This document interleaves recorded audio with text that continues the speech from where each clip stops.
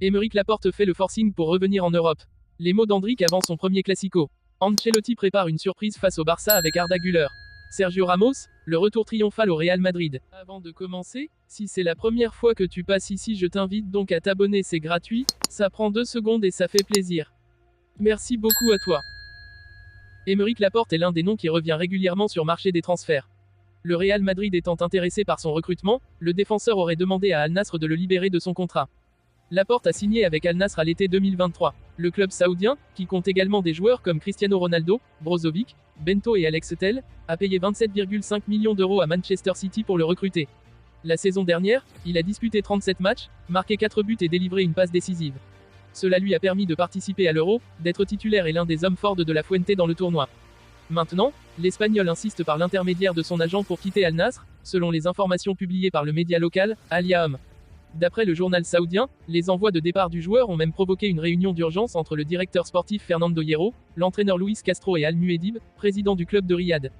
Le Real Madrid n'a pas l'intention de faire de folie pour recruter un défenseur central après la douche froide provoquée par le départ de Lenny Yoro à United, mais il n'exclut pas la possibilité de faire venir un joueur qui représente une bonne option sur le marché. Et Aymeric Laporte en est une. Le défenseur central a encore 2 ans de contrat en Arabie, mais il retrouver l'Europe et surtout un club comme le Real lui font très envie. Le central plaît à Ancelotti, le seul problème étant que le Real Madrid ne veut pas payer d'indemnité de transfert et c'est au joueur de négocier son départ à prix zéro ou à un montant symbolique. Endrick s'apprête à disputer son tout premier Classico. Ancelotti compte le titulariser en attaque pour affronter les Blaugrana. En moins d'une semaine, Endrick, 18 ans, il est passé d'une présentation au Bernabéu devant 50 000 personnes à des débuts sous le maillot du Real Madrid lors du match amical contre Milan. Ce soir, c'est le FC Barcelone qui l'attend avec tous les projecteurs braqués sur lui lors du Classico qui se jouera à partir de 1h du matin, heure française. Il s'est exprimé auprès des médias du club. Jouer un Classico est un rêve pour tous les gamins et nous allons tout donner pour gagner, a d'abord déclaré l'ancien joueur de Palmeiras. Je suis très heureux de tout ce qui m'arrive. Pour mes débuts, j'ai pensé à mes parents et à ma petite amie, qui étaient au stade. Je n'ai pas de mots, c'est ce que je voulais. À la maison, j'ai une salle de jeu et je vais garder précieusement ce maillot, a-t-il déclaré à Real Madrid TV.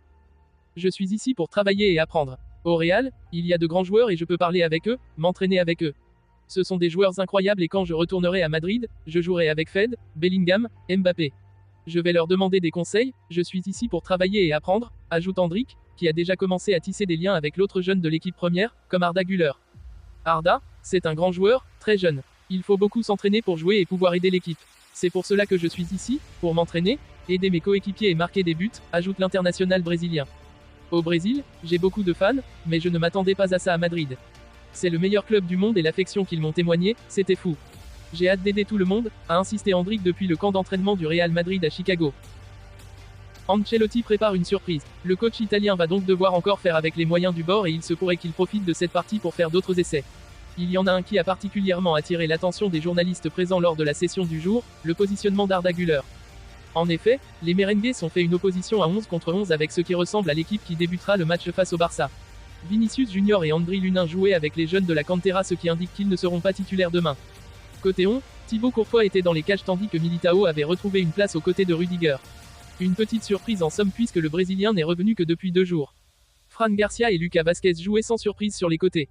Au milieu de terrain et Cessala, nouveauté, Arda Güler était aligné aux côtés de Luka Modric et Dani Ceballos, en lui demandant de s'intercaler et jouer entre les lignes à l'instar d'un Jude Bellingham, selon les journalistes sur place. Comme face à l'AC Milan, l'équipe de Carleto s'est présentée en 1-4-3, convertible en 4-4-2 en phase défensive ce vendredi.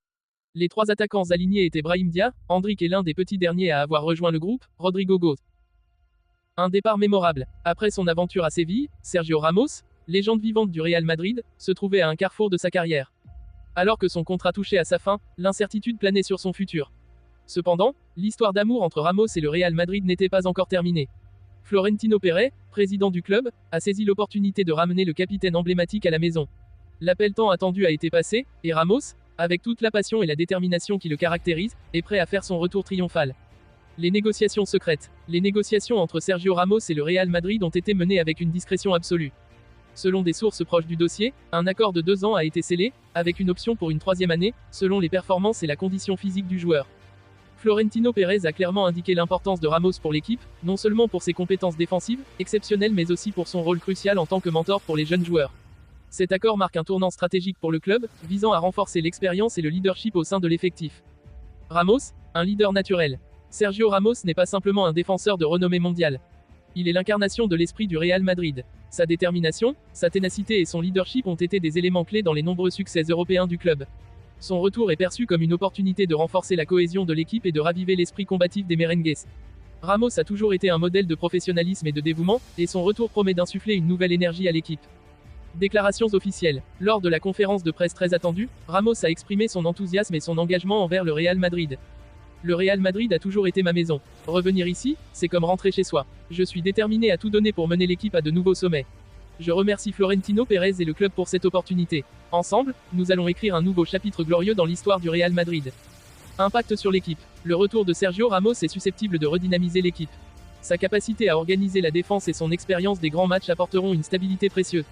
Les jeunes talents, tels qu'Eder Militao et Antonio Rüdiger, bénéficieront immensément de ses conseils et de son expertise. En outre, la présence de Ramos pourrait également soulager la pression sur les épaules du capitaine actuel, Karim Benzema, permettant à l'équipe de se concentrer sur leurs objectifs communs. Réaction du monde du football. La nouvelle du retour de Sergio Ramos a suscité une vague de réactions enthousiastes dans le monde du football. Des anciens coéquipiers comme Cristiano Ronaldo et Marcelo ont exprimé leur joie sur les réseaux sociaux. Luka Modric a commenté. Ramos est une légende vivante. Sa présence sur le terrain est inestimable. Il a toujours su inspirer ceux qui l'entourent, et je suis ravi de le voir revenir. Des figures emblématiques du football, des anciens entraîneurs aux analystes, ont également salué cette décision, soulignant l'impact positif que Ramos pourrait avoir non seulement sur le Real Madrid mais aussi sur la Liga dans son ensemble. L'attente des supporters. Les supporters du Real Madrid sont en effervescence depuis l'annonce. Les réseaux sociaux débordent de messages de joie et d'impatience. Le hashtag #RamosReturns a rapidement envahi la toile, illustrant l'immense popularité du défenseur. Les fans voient en lui non seulement un joueur de classe mondiale mais aussi un symbole de l'âme et de la passion du club. Le Santiago Bernabéu est prêt à vibrer de nouveau au rythme de leur héros de toujours, impatient de le voir enfiler à nouveau le maillot blanc et conduire l'équipe vers de nouveaux triomphes. Conclusion, une nouvelle ère. Avec le retour de Sergio Ramos, le Real Madrid semble prêt à entamer une nouvelle ère de succès. Le défi est de taille, mais avec un leader de la trempe de Ramos, les merengues ont toutes les chances de briller à nouveau sur la scène internationale. Les attentes sont énormes, et les supporters rêvent déjà de nouveaux exploits sous la direction de leur capitaine légendaire. Le Santiago Bernabéu, temple du football, s'apprête à écrire un nouveau chapitre mémorable, avec Sergio Ramos en figure de proue.